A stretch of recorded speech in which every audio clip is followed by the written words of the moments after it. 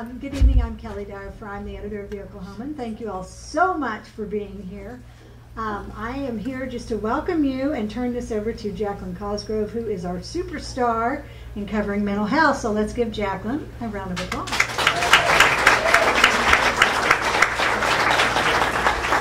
Jacqueline is a recipient of a Jacqueline Carter Fellowship, and so she has really been able to focus a lot of attention on this and attend some conferences and do some things that normally we wouldn't really have the resources to do.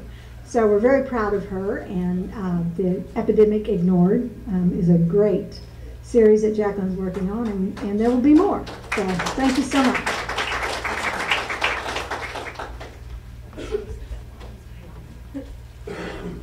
All right, thank you, Kelly, so much. That light really was bright.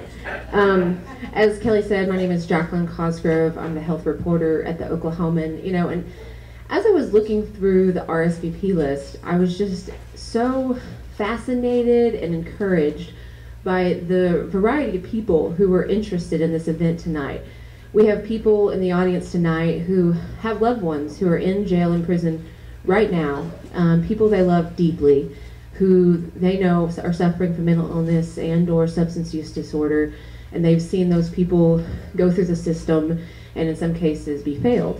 And then we have people who have lived experience and are in recovery, and they're in the audience too. And then we also have people who are on the other side. We have attorneys, and we have prosecutors, and we have people who work in the court system who are trying to make a difference in whatever way they can. So I just want to encourage you, if you don't know the person sitting next to you or behind you or in front of you, to shake their hand and get to know them at some point tonight, because there are some really interesting and incredible people in the audience tonight. And so, luckily, some of those interesting people are some of our speakers. So I want to welcome to the stage our first speaker, and that is Captain Jeff Pierce with the Oklahoma City Police Department.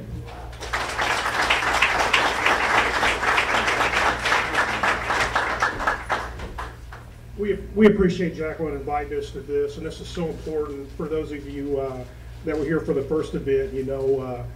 Some of the stories from the people that presented were pretty amazing. I can tell you, a lot of people know that law enforcement is involved in mental health, but they have really no idea as to what part we play, how big of an extent we are involved in it. So let me just spend a couple minutes, give you a few facts and figures from calendar year 2015.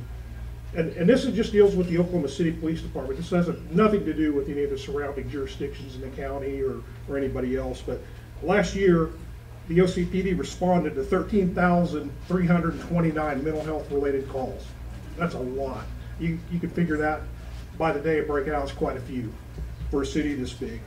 Out of that number of calls, we actually contacted and put in custody a few over 7,800 individuals that were either in crisis or needed to be transported for some kind of treatment.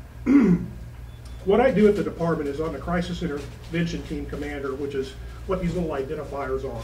A lot of mental health consumers in the city easily recognize these because when they call, a lot of their family members or even themselves will ask for a CIT officer to respond. So that's what that is. Besides that, I also have a state board member of the state NAMI who has a table in the back there.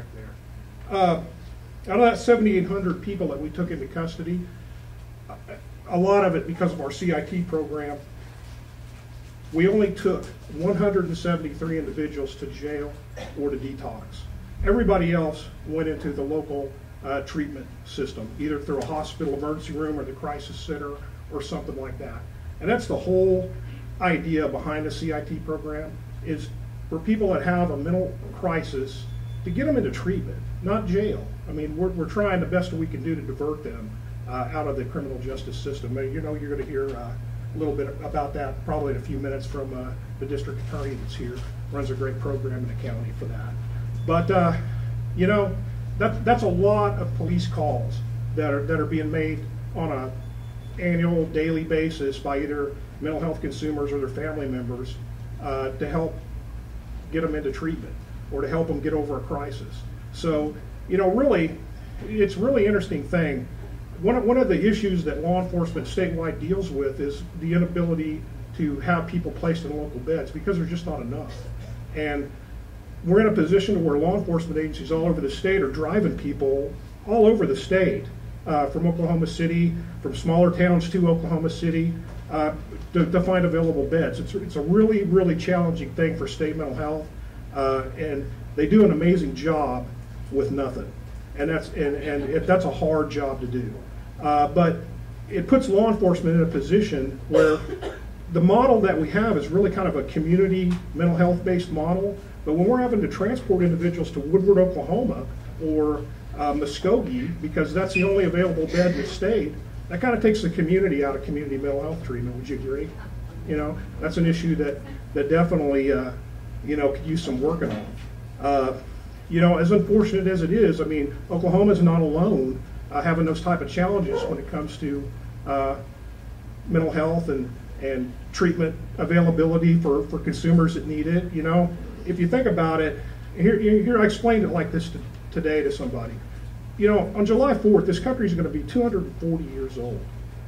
And 240 years ago, the only place that we could put people that had mental health issues was in jail. We're 240 years down the road, and we're still putting them in jail. That's a problem. I don't have all the answers. Probably nobody in this audience has all the answers, but we're doing what we can, and it's an important issue. And I'm really encouraged to see the turnout for these events, and it's a good thing. Thank you. Thank you, Jeff. Our next speaker is Frankie Dunback, a peer recovery support specialist. Frankie Dunback, you are next. Also, just a side note, you can ask questions at the end. We have cue cards in your seat. If you don't have a cue card, you can get one at the back table along with an ink pen. Hello, how is everyone? I want to thank you guys for coming out. This is very important. I'm a peer recovery support specialist for the department. I work at the crisis center. I have been clean since 2004. My drug of choice, thank you. It was a long road, but it was worth it. My drug of choice was meth, also prescription pills. I got a drug case in 2002 and 2003 for forging prescriptions. I was in and out of jail 10 years prior to that for false and bogus checks, which stemmed from, drug use. They kept kind of slapping me on the hand. I'd spend 30, 60 days in jail. No big deal. I paid the fines, go on. Wasn't no big deal. 2004, they said enough was enough. They sentenced me to 3 years in prison. I thought, well, I'll get out of this one too. That was my thought. I'd give my kids up when they were young. I was raising my 16-year-old grandson, or my 16-year-old son, sorry. I raised my grandson now, so. When I went to prison, I left him on his own. His dad didn't want anything to do with him. My other two kids didn't want anything to do with me. I done messed that up. So they sent me to prison. I started college in Taft. I got my associate's degree in general education. I reconnected with my kids while I was in prison. And I'm happy to say that I have a very good, outstanding relationship with them now. I had to prove to them that I could, not let them down anymore. The hardest thing they asked me when I got out of prison was, why did you give us up? Why did you give us up? Why did you do that? I thought you loved us. That was the hardest question I've ever answered. I had to be honest with them and tell them the drugs was more important than they were. That was hard. Drugs can destroy your life. Nothing was important to me at that time but where I was going to get my next fix or where I was going to get my next pill. I lost houses, I lost cars.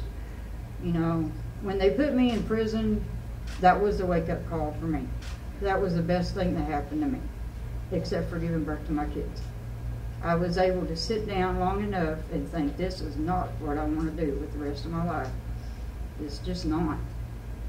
So I told myself that when I got my general education degree that I was going to get out and make something of myself and pursue this career. And that's what I did. I graduated with my bachelor's degree December of last year. And I'm working on my master's degree for licensed alcohol and drug counselor. And like I said before, my relationship with my kids have never been better. But drugs will destroy your life. While I was in prison, they diagnosed me with depression, which I kind of figured I had that anyway, but they diagnosed me with depression. It was a long, hard road because in recovery, it's hard to stay in recovery. It's one step at a time, one day at a time. Anything can set you back. You've just got to be able to push forward, have a good support system, and a good foundation to be able to stay straight. But you can do it. I'm living proof of it. If anybody can do it, I did it. I can do it. Anybody else can't, I promise. But we do need more awareness for mental health and substance abuse. It's a growing problem, and it's just getting worse.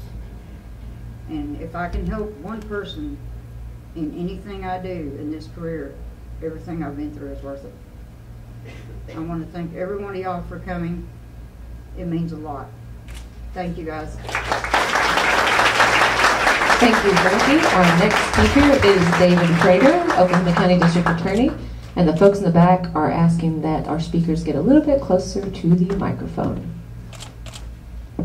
It's an honor for me to be here, and what courage I just heard. And I appreciate Captain Pierce as well. I'll tell you, when I started in law enforcement back in 1979, we didn't have a very good understanding of what it was that was driving a lot of the behavior that we were dealing with as police officers on the street. I'm so proud and so encouraged by what we've seen police officers and law enforcement agencies engage in with those who are service providers in the mental health areas and substance abuse areas, and where these officers are actually educating themselves as to what is going on the street. And what you heard Captain Pierce talk about is absolutely the truth, and that is you're finding where police officers are trying to find opportunities to not take people to jail who they know are suffering from mental illness. That's something you never saw when I started in law enforcement. Where do I go? A lot of times reporters will come and talk to me, the media will come and talk to me and say, hey, I want to talk to you about the challenges that you deal with in your office as they relate to mental health and substance abuse. And I start to talk, and I realize we're about an hour and a half into the conversation. Jacqueline told me I have 5 minutes. But listen, we are at a critical point. Oklahoma has already defined itself as insane because, over the last number of decades, we have continued to do the same thing over and over and over and expected a different result. Completely shunned, stigmatized, and ignored those with mental health and substance abuse issues, and felt ourselves really good when we put them in prison for the longest period that we possibly can, thinking that that was truly a way that we were going to increase public safety and deal with that bad person. Well, what we now know is that the longer you incarcerate individuals, especially individuals with mental health and substance abuse issues, you are dramatically affecting public safety in a negative way.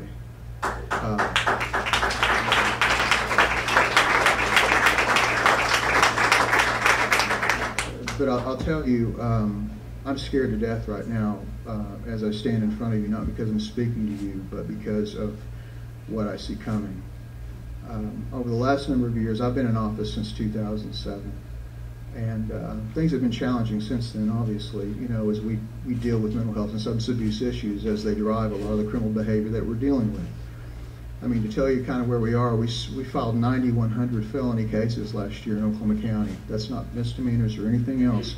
9,100 felony cases. And I will tell you, a huge number of those cases involve those who are dealing with the effects of mental health and substance abuse issues. So the issue, the problem is great in Oklahoma County. We try to address those issues through diversion programs, any opportunities that we have to identify the issue that offender is dealing with, and get them into programs that will hopefully positively affect their future. But the cuts have come, the cuts are coming, and they will continue to come greater and greater and greater and greater amounts, unfortunately. Where I go to the legislature now, I don't talk to them about funding DAs. I talk to them about, please, please, please, do not continue to cut the Department of Mental Health and Substance Abuse.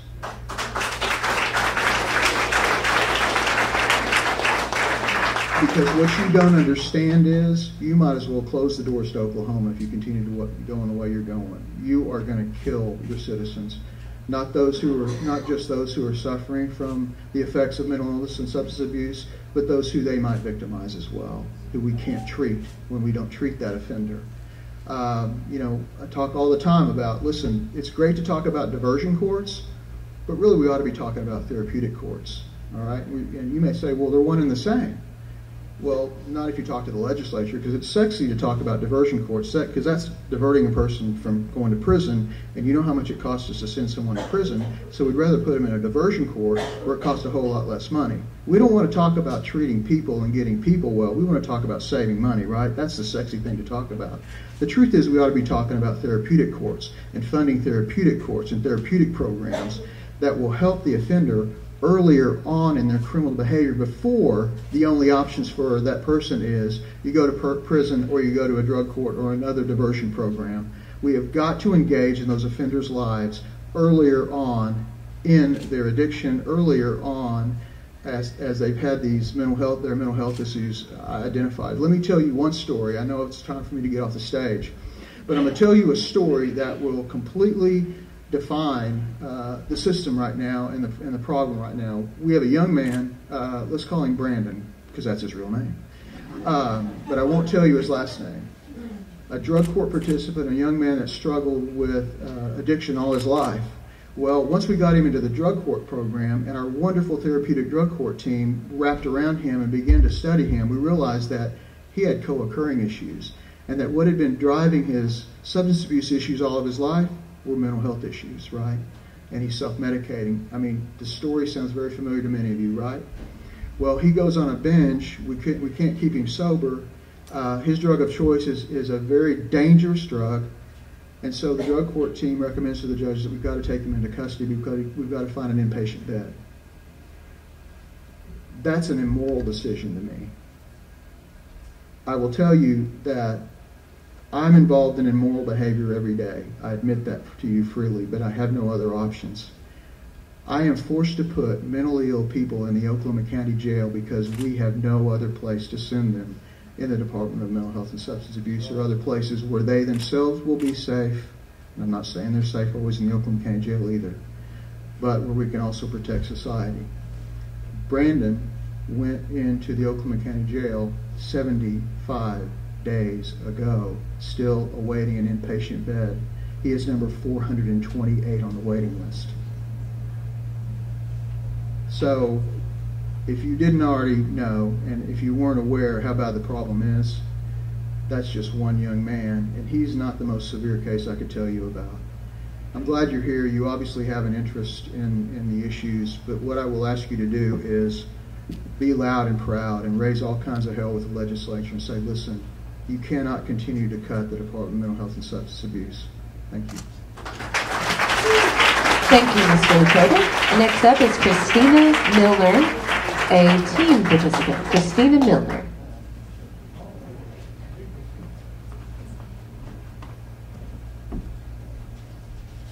Hello, it's good to be here. It's my first time speaking in public, so please bear with me. My name is Christina Milner, and I'm 36 years old. I'm currently incarcerated at Cape Bernard Community Corrections Center in Oklahoma City. I must admit that when I was asked to give my testimony, I was hesitant. Since I've been in prison, I've heard many shocking testimonies. The stories of emotional, physical, and sexual abuse that have been shared with me break my heart, and I have a hard time relating to most of their experiences. I have a story too, but mine is much different. I grew up in a two-parent household, and I've always felt loved and protected. When I was 16, my parents separated, and my father moved 2 hours away. Over the course of the next couple weeks, my mother lost most of her eyesight, leaving her legally blind. It was eventually diagnosed as a rare genetic condition called Leber's disease. The timing was terrible, and my mother was understandably an emotional wreck. I wasn't happy about my parents' marriage falling apart. but somewhat found the lack of supervision convenient, seeing as how I had just recently became sexually active, started driving, smoking pot, and drinking. I knew I was making the wrong choices, but at the time, it seemed like the thing to do. Several months later, I found out I was pregnant. My child's father and I had no experience with babies, but we never considered any other option than to have ours. Shortly after my 17th birthday, I had a perfect baby boy. My son's father was a great dad from the start, and my maternal instincts kicked in as well. You would never have guessed that my son was the first baby I ever held. My son's father and I were living alone, and for about 6 months, life was going about as smooth as a 17 and 18-year-old couple could hope for. Eventually, we started to have problems. We tried to work through them for the sake of our son, but we weren't successful. The trust between the two of us was gone, and we ended our relationship. A couple months later, a childhood friend showed up at my door with no place to go. I agreed to let her move in. I didn't know at the time that she was an occasional meth user. I wasn't comfortable with this, and I made that clear, but instead of not bringing it into my home like I asked, she tried to hide it. One day I was sitting in my living room bored while several people were in my friend's room sounding as if they were having a great time. That's the day I made the worst decision of my life. I walked into her room and smoked meth for the first time. I by no means want to ever glorify this horrific drug that ruins lives and destroys families, but to truthfully tell my story, I must be honest. I loved the way it made me feel at first. I had tons of energy and I felt more sociable than ever. However, I somehow knew that eventually I would deeply regret ever trying it. For several years, I was able to use recreationally. Sometimes I would go months without using. At some point that changed. I can't even recall what led to me using one day and not stopping, but it happened, and this would be the beginning of what has since become the struggle of my life. The only time I was successful at stopping the use of drugs for a substantial amount of time was after a several month stay in county jail. Usually by the time this happened, it was a surprisingly welcome event. I would be so tired of living the life that goes along with meth addiction. I was happy about the sober time that came with jail time, but there's no healing in county jail. At the time, rehab was not an option for me. During this time, my child's father would always rescue me by letting me come home every time I got clean. We had another child, a beautiful daughter that is now 6. He's always been a great father, but our relationship issues never changed. When things between us would break, I would go back to the broken people, places, and things that I was accustomed to. This would always lead me towards relapse. I thank God that my children's father has always given them the stability that I couldn't offer them. My children know that I love them, and they would agree that I'm a great mom when I'm there, but what kind of mother is that? Their father has always allowed me to stay in contact with them, and for that I'm grateful. Before I came to prison, I had been using again for a little over a year. I was miserable, so tired of living with the shame and guilt of my addiction. I finally hit rock bottom the day I had to tell my then 5-year-old daughter that I was going to jail.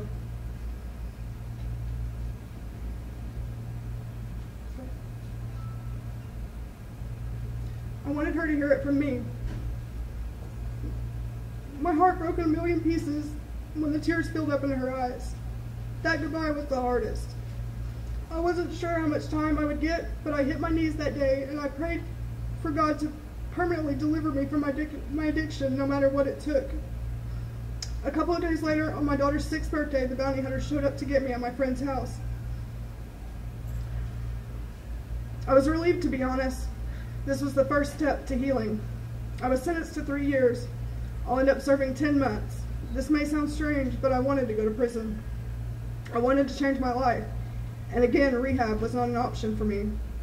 On September 4th, I arrived at Eddie Warriors Correctional Center in Taft, Oklahoma. One of the very first things I noticed was the chapel. I wasted no time and attended the first night's service. I rededicated my life to the Lord, and slowly the guilt and shame and regret began to lift off of me. 5 or 6 weeks later, I began to feel joy again. I felt more emotionally and spiritually free than ever.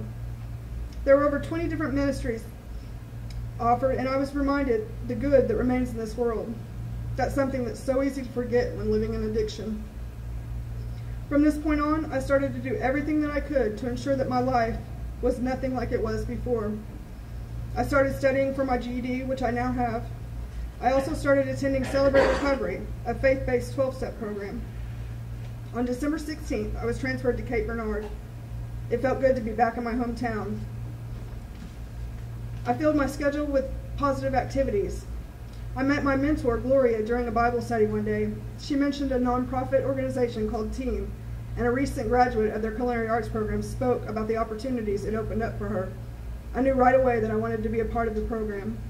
By the time I heard about this program, I was already eligible to complete my sentence on a GPS ankle monitor, but I decided not to. I had to wait 6 weeks to see if I made the interview list. I was excited when I found out that I was one of the 4 women chosen for the program. I'm now in my 3rd week at Team, and I've already received my ServSafe certification and began learning the culinary basics. When I graduate from the program at the end of April, I will have a good job and a firm foundation to start rebuilding my life. This incarceration has truly been a blessing for me. I'm excited about my future and looking forward to being the woman that God intended me to be. In 2 months when I'm released, I'll be moving into a sober living home until I get my own place. I no longer need to be rescued. Thank you. Thank you, Christina. Next up are Jack and Meredith McAllister. Jack and Meredith McAllister.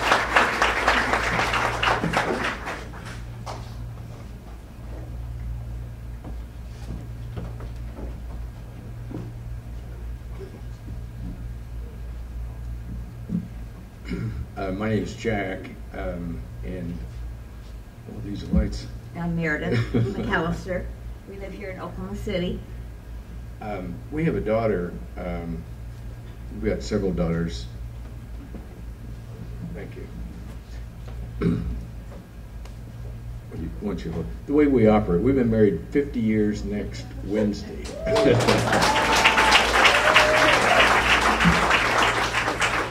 And so I wake up every morning in an I Love Lucy rerun. Can't wait to figure out how it's going to turn out. So the way we present when we have the opportunity, I talk and Meredith interrupts, and that way you all understand where the truth really falls in all of this. So the other personal disclosure that I would like to make that I think is relevant, we also have 10 kids. Our youngest is Shay, who's sitting here, and I hope you get the chance to shake her hand or get a hug from her. Shay has Down syndrome, and she's just a wonderful healing tool in our life. And tool is not the word, that's just a guy term. So, and we appreciate her very much. But one of the things that we have been experiencing for the last 25 years, we have a daughter that's now 42, but she has been severely mentally ill with schizophrenia and bipolar and manic depressive, paranoia, PTSD. Yeah, the alphabet's there. We'll pass that list out later. It's long, and so we've been involved with her life, various stages of recovery for about 25 years. And in a way, for us, what it was like, we knew that we had an interesting situation. She went into the terrible twos and never came out of it, with her perception of life, and particularly with the paranoia, and then things just continued to fold in on her after that. But what has happened during the last 25 years, it has brought us into an experience of life that we really didn't anticipate or couldn't expect. The best thing that we try to do is adapt and make the best out of each situation, try to stay positive and get through the day.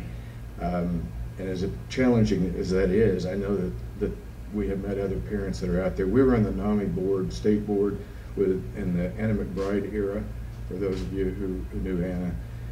And she was a champion for the CIT and for the mental health court.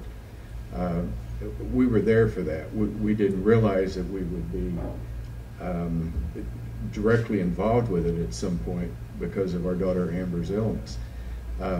They even invited me to go help watch as a citizen observer for the first police group that was going to Memphis to train for the CIT. I happen to be ex-Marine Vietnam vet with 100% PTSD. My wife and I decided that might not be a good environment for me to be in that type of stressful situation, even as an observer. But I did appreciate And I still appreciate, we have watched the CIT come in so many times and act professionally. Compassionately. That was a word I was choked up on. See how we work. And compassionately, and have worked with Amber in situations that are out of control, that are violent, potentially violent, and they have always been able to take her to the crisis center. Now, whether she stays or not, whether they have beds, I mean, it's been a hard situation. Recently, last May, our daughter had a situation where she was confronted in her own home by an ex-wife, and it turned violent. And the way that it appeared was that our daughter happened to be, 100% at fault in that situation, and so was charged with a felony, 2 felonies. And what we have found is, because we sort of worked through the system, while she was in jail, she was there psychotic, didn't have meds for 2 weeks, went sleep deprived. She was hallucinating, and then even attacked a prison guard because she said that she was an alien, a reptilian. And anyway, it was kind of a bizarre story that belongs on television, I guess. But in her mind, I mean, it was all real and it was self-defense. Well, then there's another charge on top of that. Oh, 13th floor, I guess, the suicide watch, and that's trauma on top of trauma with PTSD and her other mental illness. And so then we were finally able to bond her out, which was expensive, and to get her back into her own environment where she has a home health nurse that comes once or twice a week or more often if she's needed, and it's very responsive. We've never had that type of resource before. And we don't know, because of the state budget cuts, how long any of these resources are going to be available. We're on a real fine, thin line with a lot of instability, and it creates a lot of instability even with family and loved ones, other family members. I mean, mental illness is contagious. It just destabilizes everybody, and you're constantly having to react. And then after a while, you begin to question your own sanity, I guess, or ability to process or to be of any help. One of the things that I wanted to say about the mental health court is that sometimes it's not a good fit because of our daughter Amber has severe social anxiety, and she's been in so many car wrecks just riding in the car to go to all the required appointments and so forth. She isolates and stays at home most of the time. And so we're trying to work out some type of an alternative so that she gets the treatment that she needs, and it doesn't come across as some type of a punishment, because it all came from a result of her mental illness. So, The housing.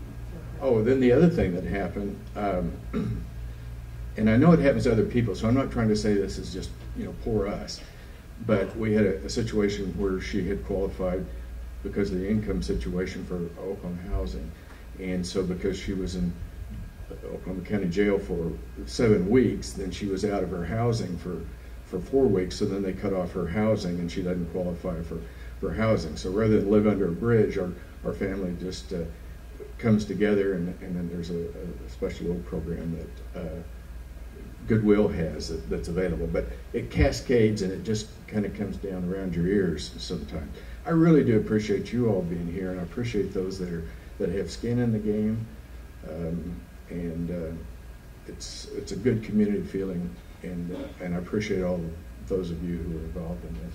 Meredith, do you have anything? No, I don't have anything else to say. I just want to make sure you did good. You did.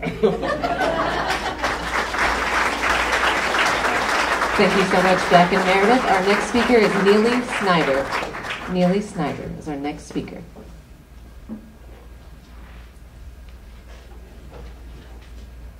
Be sure to get your questions ready. We'll have a Q&A session soon. Hi, I'm Eli Snyder. I am a licensed clinical social worker, and I work for Family Recovery Counseling Center. One of the things that we do is a treatment provider for drug and DUI court. We actually work with community sentencing as well. among other programs. But bear with me with my notes here. But there's a lot of people that we deal with co-occurring disorders, which is mental health and substance abuse. And we found that a lot of them are diagnosed, a lot of them are undiagnosed.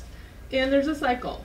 And what happens is that people get on medication, or they just have symptoms, and they self-medicate through drugs and alcohol.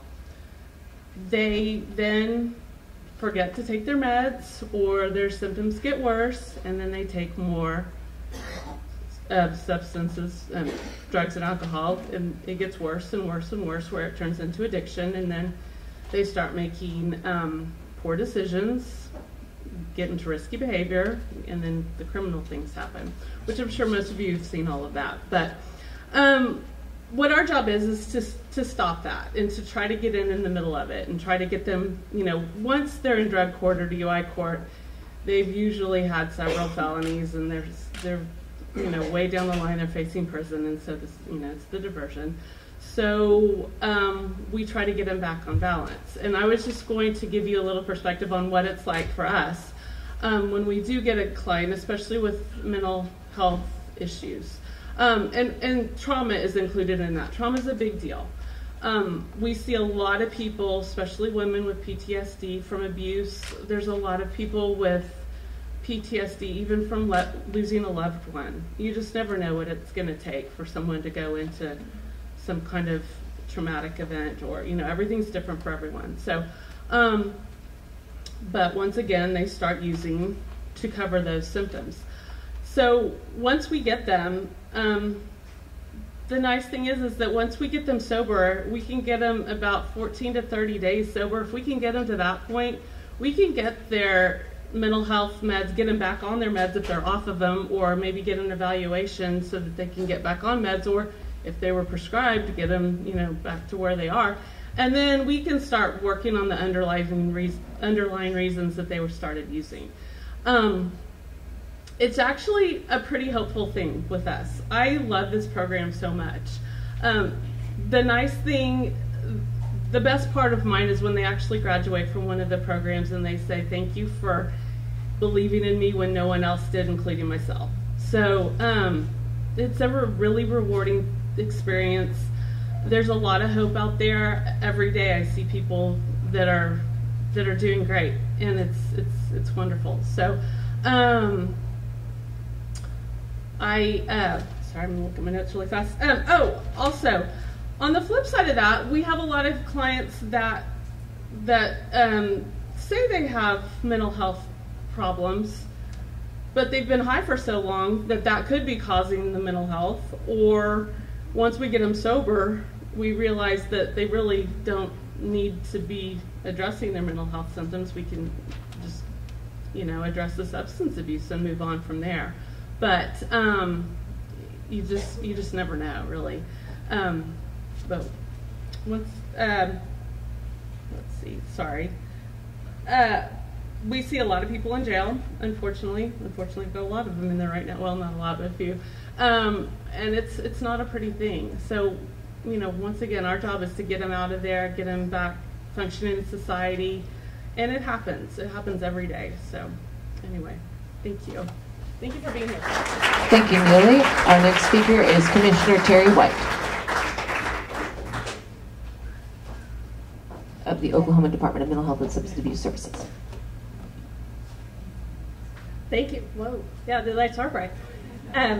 So I was trying to figure out exactly what I wanted to talk about when I got up here this evening. As my folks in the back are going to be, a little frustrated, I'm actually not going to use any of my talking points. Not because they weren't amazing, but because you all tell the story in a way that the data can't do.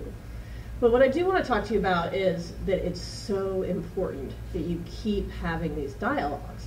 And I'm probably actually going to get a little emotional because I got told today, and it threw me for a minute until I got here, and then I got really motivated. I got told today that because of the news coverage over the last few days of the cuts to mental health by folks at the Capitol, that I'm too aggressive, that this is going to hurt people with mental health and addiction, which I took to heart because that's exactly the opposite of what I want. And then I realized that's not why they're saying that. And so the reason that they're saying that is because the voices are getting loud. And I am so happy to hear that.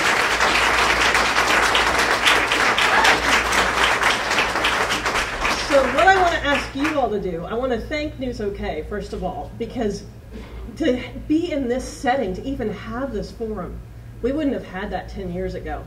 We wouldn't have had that 10 years ago. To have the kind of dialogues that we're having now, and I thought, okay, and I'm not underestimating the movement of mental health and substance abuse, but I started thinking while I was sitting here, because I was feeling emotional, which I'm usually not emotional in public, but I was thinking about, I am emotional, but usually I don't do this in public, because, right, I'm the commissioner. I'm the one who's supposed to be like the rock solid, and here we go. And so I was thinking about it, and I thought, here's what this is about. And I thought, well, maybe this is overselling it, but it's not. Every major movement, people were called aggressive. When women demanded the right to vote, we were aggressive. When we said we're not going to stand up for discrimination and racism and segregation, those people were called aggressive, whether they were the people who were African American, whether they were people who were Caucasian standing up for them. And I thought, that's what this is actually about. We're being loud and we're being heard. And so people don't know how to respond to that. So that's why it gets called aggressive. And so I was using all my mental health skills for while we were sitting here just now trying to process through all this. And what I decided is that, you know what? It's okay. It's okay that we're going to go through this process because that's how we're going to get there. So what I want to encourage all you to do is hold me accountable that I don't shy away from being called that. I think it's hard to imagine. I realize for those of you that know me that I actually would shy away from being called that because I'm really loud for this. Because this is the biggest public health issue facing our state. The fact that we are incarcerating people because we're not giving enough options to our law enforcement and our police and our district attorneys, this is the biggest public health issue. As you were telling your story about your daughter, I'm 42, and I thought that could be me as much as it could be your daughter. It is 1 out of every 4 of us. And so we have to continue to demand that we provide early intervention, that we provide prevention, that we provide treatment, that we provide alternatives for the few people, once we get all those things completely in place, who do end up in the criminal justice system, because for some people, and we heard that tonight, it does take that. But for so many Oklahomans, it's because we didn't offer that help in the first place, that felt like that's all they knew. That's the only chance they finally got to get help. And we can change all of that. So what I ask you to do is continue to hold me accountable, to continue to be loud no matter how aggressive they label me, and then for you to continue in that voice, because this means that we're making change. And thank you so much for creating this opportunity. All right.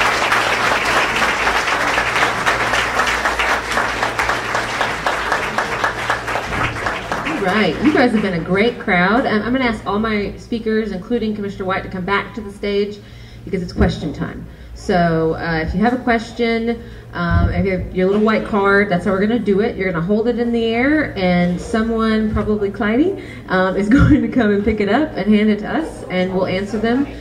You can ask a question to any or all of our participants, or an open-ended question. Whatever question you have, we will take. So hold them high, and all our speakers come back to the stage. Come on up. Just stand kind of, make like a half C, or no, a C, half circle. I'm a journalist.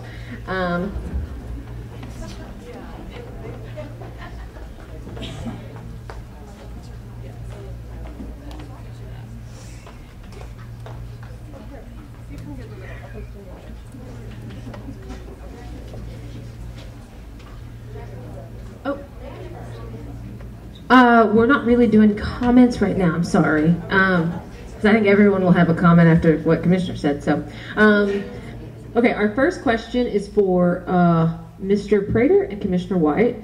Senate Bill 1214 passed in the Oklahoma House Committee yesterday. It introduces a new verdict, guilty with mental defect. What justification is there for such a verdict in Oklahoma law? What problem does this law address in our state? What evidence, if any, in other states demonstrates the value of such a verdict? Do you recommend its passage by the legislature? There were 4 questions in there. I hope you were keeping up. I'll grab that mic. Okay, so this is going to be, I'm going to make it really short, and then if we can talk more, whoever wants to talk about this afterwards, as many of you that want to. So 12 states so far have passed what are called guilty but mentally ill verdicts.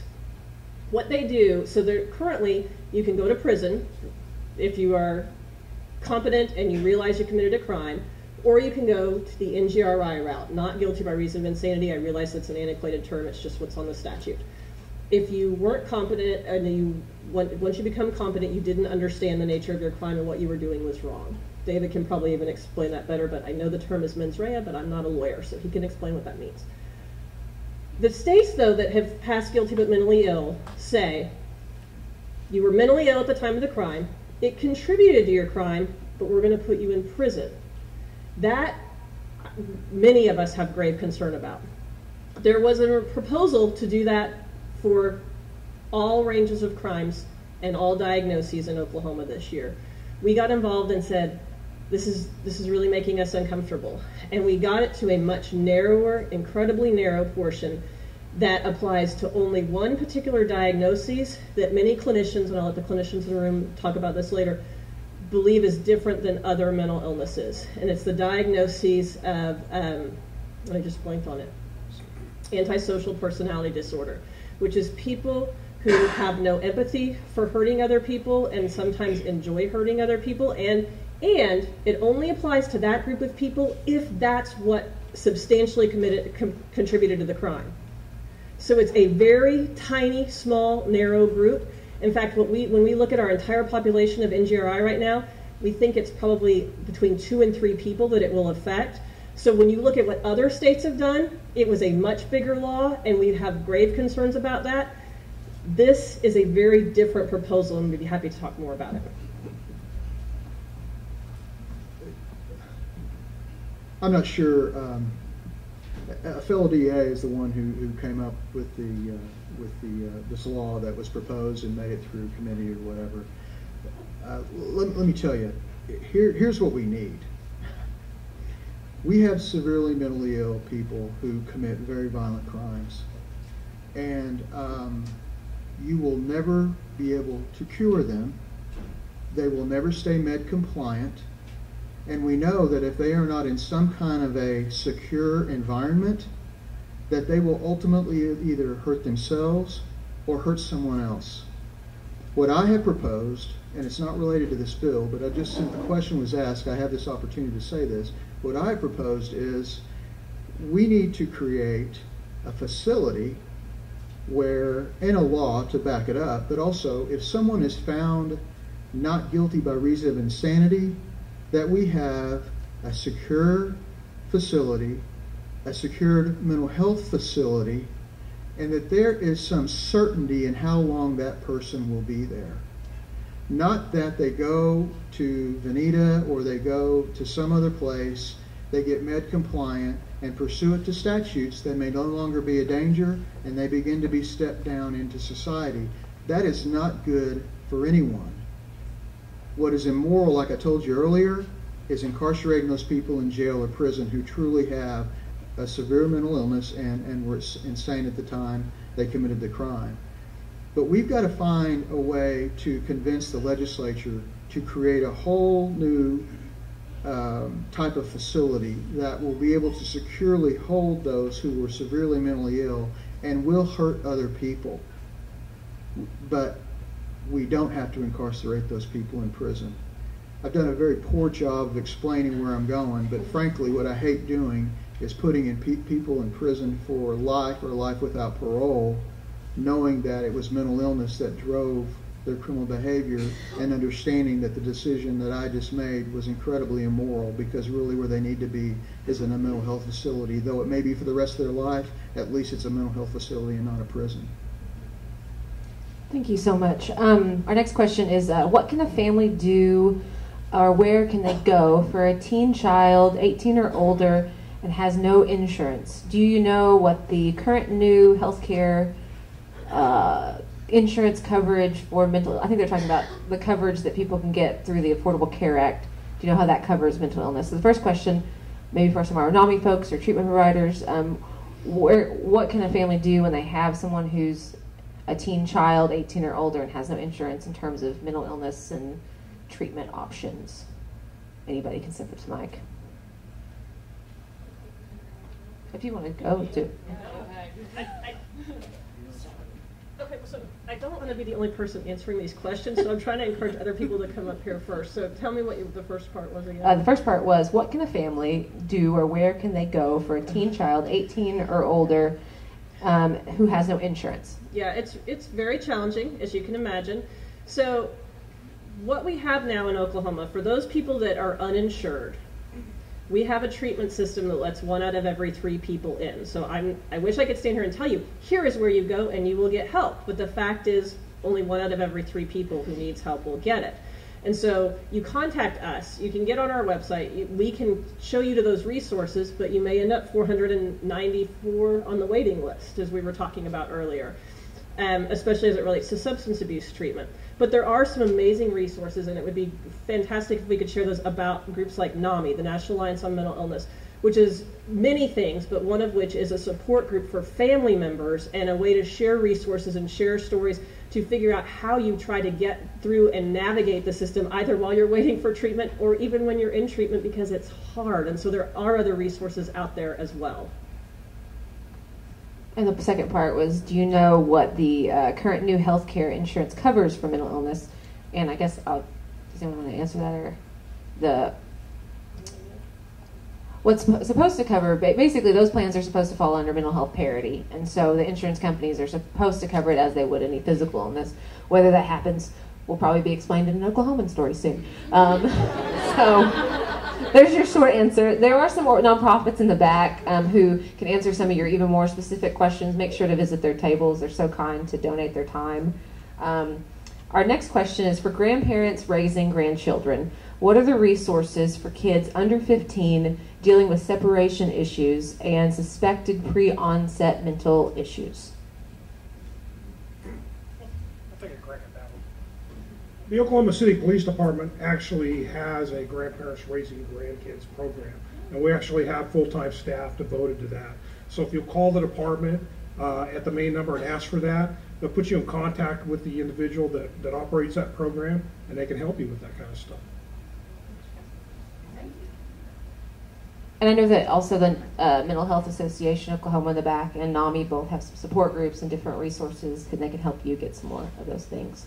Our next question, should the state reprioritize $2 billion in annual tax incentives for business and industry and $1 billion in annual income tax cuts in order to pay for mental health and substance abuse disorder treatment? Why or why not?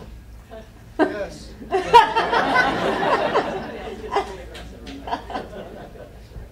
I think that's probably for you if you would like to go. Yeah. Okay. So this is where I'll get called aggressive, right? And so here's the answer. I am not an expert on every sales tax exemption or any of the tax structure out there. Here's what I will tell you. I will tell you how much it costs us when we don't treat this, that we've got to find a way to invest dollars early so that we can start having a system where we treat people. It will free up dollars later that then we can return to any priority we want, whether it's tax cuts or education or roads or anything else. But it will take leadership and political will and all of us being loud to say we've got to come up with that money. So where the money comes from, I do think is for policymakers to wrestle with and for those of you with expertise in those areas. But I think it's really important that we actually accomplish that. I will ask a question for our folks who are in recovery on the stage. For people who are either trying to get to recovery who are in the audience or maybe know somebody who's trying to get to recovery, what would you guys offer them as words of encouragement in terms of kind of how you got there?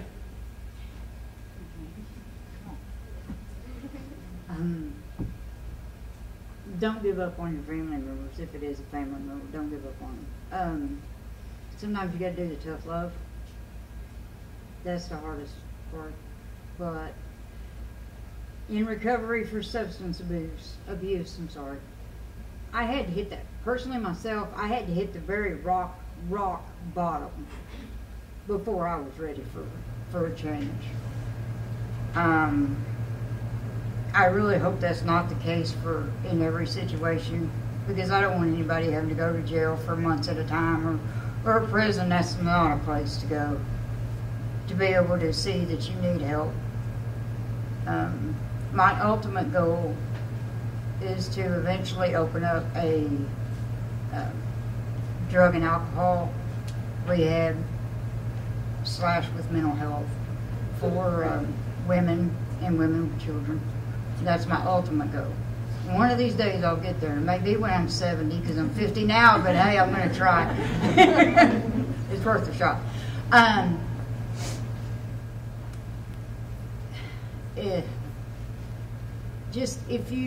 The first part of recovery, the first step in recovery is admitting that you've got a problem. And when you're doing drugs, at some point you don't want to admit that it's everyone else's fault. It's no one else's fault. I mean, it's not your fault, it's everyone else's fault. There's always an excuse around the corner. That was my case. And it was everybody's fault. Oh, well, they did this, they did that. They made me lose my house. They made me lose my car. No, it was me. It was me and my substance abuse. If you're a family member, like I said, just give them the support, lead them in the right direction. And if you are someone out there that is having that issue, come talk to me afterwards. I'll be more than happy to help you in any way. Thank you. All right. This next question. My son had his first psychotic break 7 years ago. He committed a violent act and has been in prison since. He is getting treatment and has held a full-time job since his incarceration. He is serving a long sentence. Is there any hope of release for my son and those like him who have been successful in prison with treatment? He's at Joseph Hart. Right now, the statutes are pretty limited on when there's an availability for what they call a motion to modify a sentence after someone's actually been incarcerated. It was just expanded to 2 years, but I'll tell you, there are a number of district attorneys around the state who try to be creative. Not that we violate the law, but we try to be creative when we're faced with a defendant, someone who's been involved in criminal behavior and may be incarcerated, and we have seen the dramatic change in their life that you've seen in these two ladies behind us. Now, what we do in Oklahoma, we may not always incarcerate the wrong person, the wrong type of person, but what we clearly do many, many, many times is incarcerate them for way too long. And again, like I said earlier,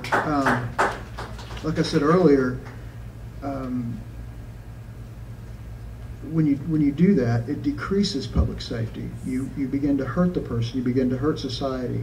So what we want to have happened is people realize that they are at the lowest point in their life when they are in prison, and that they've got a hammer over their head, and they can make that an opportunity, or take that opportunity to completely redirect their lives, and then they get to reintegrate back into society, hopefully, and work with wonderful people like Chris Steele through the team, organization and the like. But there's a motion to modify in the statutes, and if you have a loved one, no matter how long they've been incarcerated at this point, I would say try to get a lawyer to contact your local district attorney, or contact that district attorney yourself, and see if there is some creative way that you can work around the statutes if this is a person that is an appropriate candidate for a modification. Even in the case of a violent offense, I'll tell you, there are a lot of violent offenders that have been incarcerated for a very long time that I would feel comfortable with taking home and having dinner with myself and my family at home. Chris Steele and I just spoke to a group of them at the William S. Key prison just about 3 weeks ago. So lives can be changed.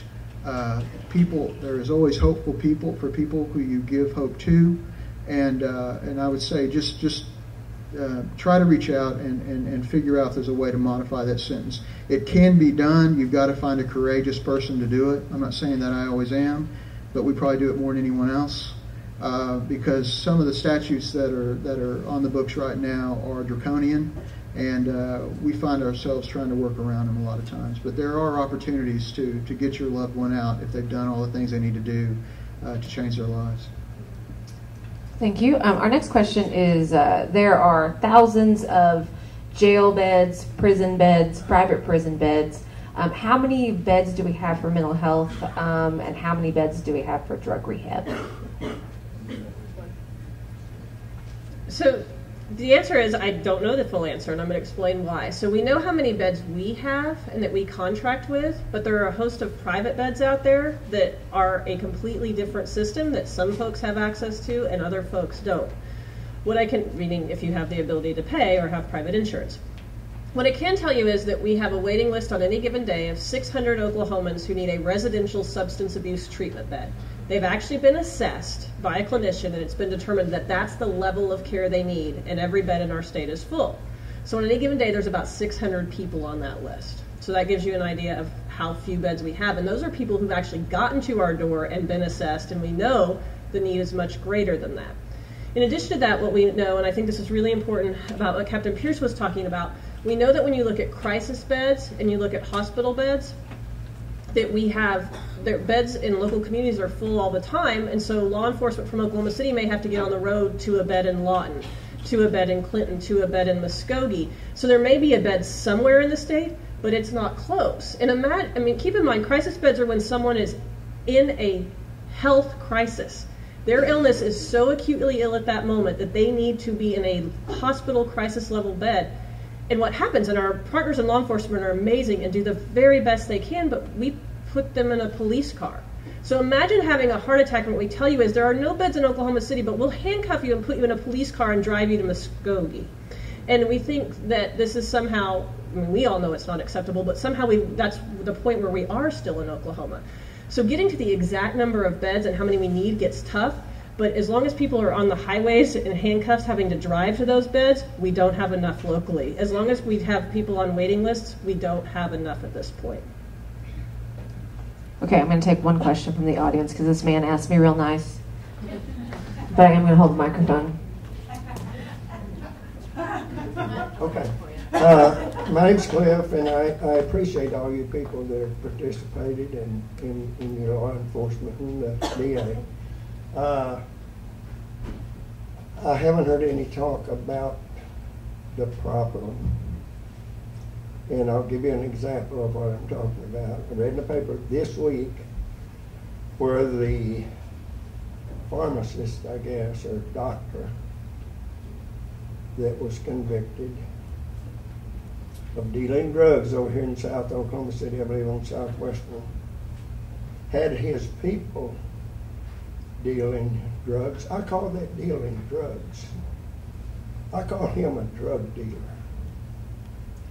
And I have a really, really big problem with a 54-month sentence that he'll probably spend between 20 and 30 months in prison.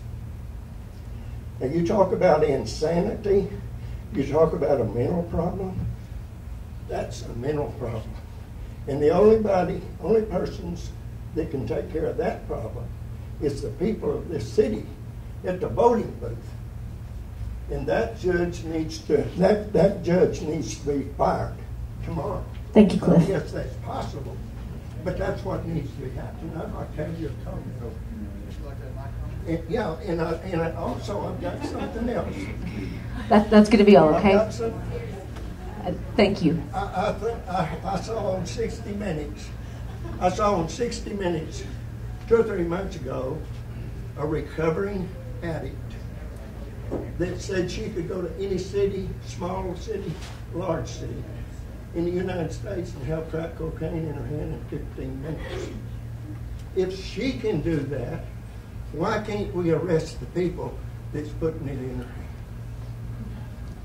Thank you, Cliff. My comment to your second comment, sir, and I appreciate your passion. I appreciate whatever you're going through. And I'm sincere about that, is they do arrest them. Law enforcement is incredibly thinly spread, but we love busting dope dealers. All right? And then we have to figure out if that dope dealer is a dope dealer who is dealing to support their habit or their financial opportunities, right? We treat them differently. But the law enforcement works very hard to do that.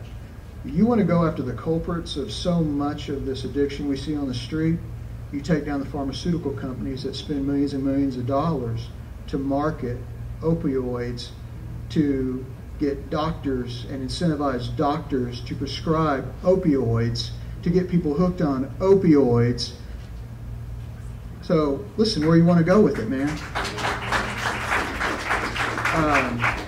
I mean, if you want to start placing blame on in places, you can go anywhere you want to go. You can go to the police, you can go to the DA, you can go to the judges, you can go to the pharmaceutical companies, you can go to the legislature. You know, we can all be part of the solution, but you got to understand, this is a monstrous issue. Monstrous. All right, thank you. All right, we have a few more questions and then we'll wrap things up. Someone in the audience asked, are there any legislators here? How do we educate those who are not here? The death of one of their peers, Labor Commissioner Mark Costello, brought mental health to the table, but there is still a lack of understanding of the scope of the problem and what must be done. So first, are there any lawmakers here? Feel free to stand and wave. I know former Speaker Chris Steele's here. Okay, so I guess we're going to address the second part of the question, which is how does the audience educate those who are not here about the needs for mental health and substance abuse issues? And anyone can take this question, but not everybody at once. I've had legislators tell me that it takes as few as 3 people calling their office to help them make a decision as to which way they're going to vote on an issue. 3 people. All right? You all are here. Raise your hand if you've ever called a legislator. I want you to be honest. Okay. You are a room full of advocates, and not everyone has raised their hands. Why not? So if you aren't calling your legislators, you know your friends and those that go to church with you and understand the issues your family may be dealing with or you may be dealing with, they're not calling them. You want to make it hurt. You want to get the attention of a legislator. You go to their rallies, you go to their functions, you go to their office in the Capitol, and you don't leave. And you say, listen, I'm going to remember you because you just voted against the bill that you would vote for, ran on what you would vote for, that issue. You talked about mental health and substance abuse when you ran, and you just voted against all the bills that would have helped those who were dealing with mental health and substance abuse issues. Listen, if David Prater, the DA, isn't doing what you want him to do, get in my face and tell me I'm not doing it and run someone against me. You can do the same thing to any legislator out there. I get tired of people screaming at me about what's going on and they won't do anything. Get in their faces. I can't be more clear than that. We will not re-elect you. We're sick of your garbage. I don't want to hear about whatever it is you want to tell me about tax credit and win credits and all that type stuff. It's killing Oklahoma. They're a fallacy anyway. Who wants to live in a state where we have mental health issues that are causing all kinds of other issues in our state? You think businesses really want to come to Oklahoma right now? I don't care what kind of tax incentive or tax credits you're going to give them. This is not a state that looks very appealing to outside entities. Get involved in screaming. Just to add a different perspective to what Mr. Prater said, I've been in this racket 28 years, and I wear a lot of hats. I'm expected to wear a lot of hats. Every officer is. I am an outhouse doctor. I'm an outhouse marriage counselor. I'm an outhouse mental health professional. We do it all, and we do the best we can, with what we've got to work with. But I can tell you, to get directly to the question, these people in the back that are part of these community mental health organizations, if you don't belong to them, they're good organizations to belong to because they have professionals that spend time at the Capitol and they spend time educating those legislators, and they need help, and you're the help they need. And so I would recommend, when it gets right down to the basic everyday life issues of living in the mental illness realm, those are the people you need to be involved with.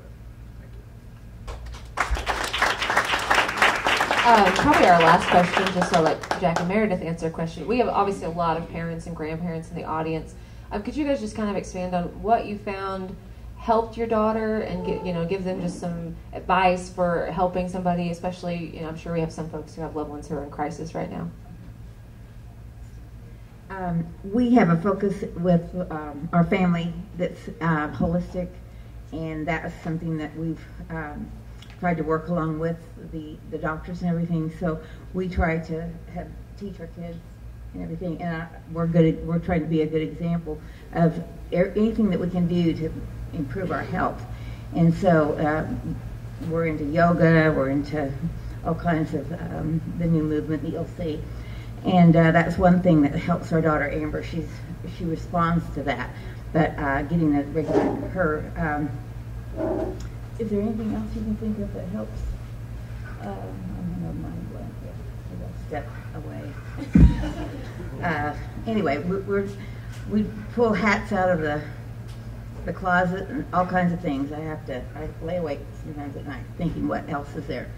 But I usually find a lead, someone to help me by staying with it and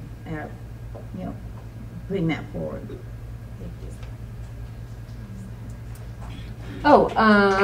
Thank you so much. Someone wanted to just make an announcement that they're having a drug court and mental health court day at the Capitol April 13th. Gene Williams, when is Mental Health Day at the Capitol? April 20th at noon. And also, you are welcome to join. The Oklahoman has a Facebook group. It's called Oklahoma's Addiction and Mental Health Community. We have about 1,400 people in there, and we also have community guidelines for how we talk to each other in the group. So it's a very civil, respectful environment. It's a good place to find out about more resources and get help for your loved ones. And my boss would like to say something.